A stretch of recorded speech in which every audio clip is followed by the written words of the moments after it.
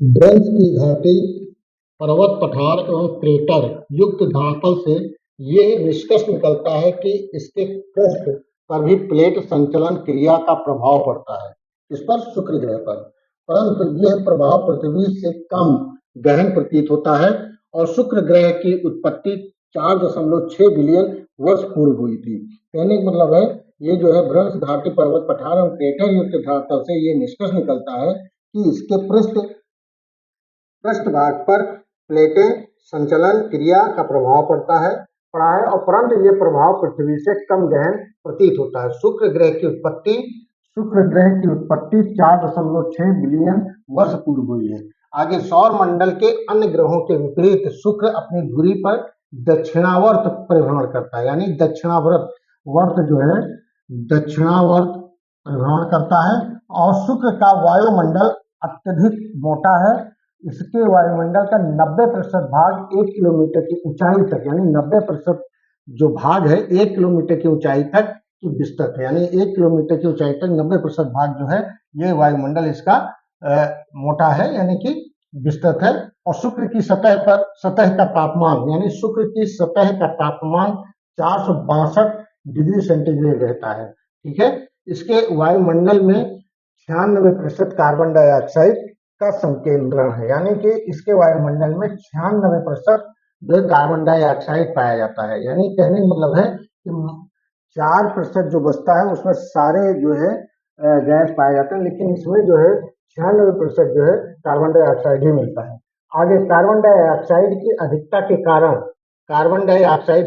के कारण ये सौर मंडल का सबसे गर्म ग्रह है, यानी कि कार्बन डाइऑक्साइड की अधिकता के कारण ये सौर मंडल का सबसे गर्म ग्रह है और इस ग्रह पर जीवन की संभावना अत्यधिक कम हो जाती है तथा यहाँ प्रेशर कुकर की जैसी स्थिति पाई जाती है। इतना गर्म होता है, यहाँ प्रेशर कुकर जैसे कि वो अंदर से वाष्पित होने लगता है, वो प्रेशर बनाने लगता है, वैसी स्थिति पाई जाती है। ये पृथ्वी से सूर्य या चंद्रमा के बाद सबसे चमकीला दिखाई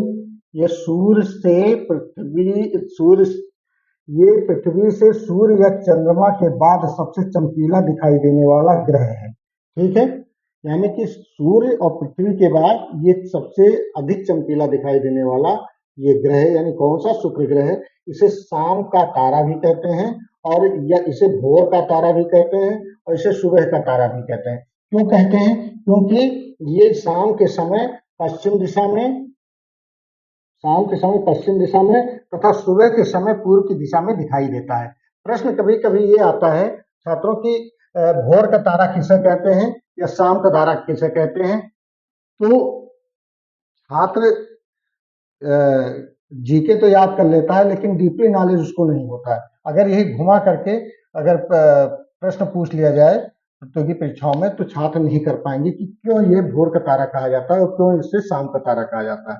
तो इसलिए हमने क्लियर कर दिया कि भोर का तारा और शाम का तारा इसलिए कहते हैं क्योंकि ये शाम के समय पश्चिम दिशा में दिखाई देता है और सुबह के समय पूर्व दिशा में ये दिखाई देता है। इसलिए हमने आपको शुक्र ग्रह के बारे में बता दिया है।